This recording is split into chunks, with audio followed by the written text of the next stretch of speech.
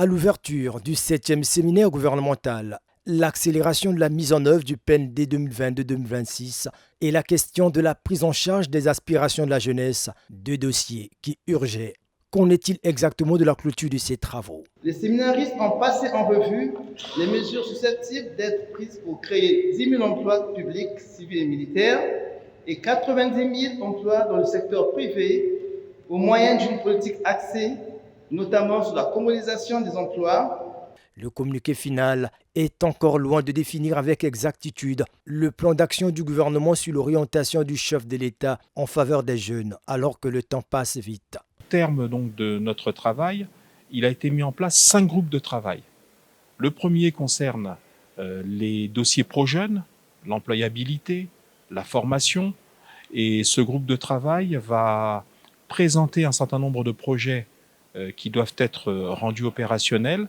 Ils vont être soumis pour, disons, consultation au Conseil consultatif de la jeunesse, qui a été d'ailleurs convoqué pour les prochains jours par le président de la République. Les intentions du gouvernement sont du moins perceptibles, mais il faut aller à l'action pour matérialiser les orientations du chef de l'État.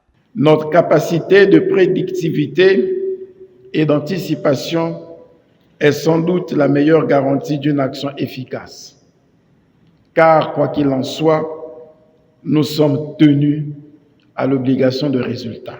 En clôturant les travaux du 7e séminaire, je vous invite instamment à doubler d'efforts et de créativité pour que 2024 soit effectivement l'année de la jeunesse.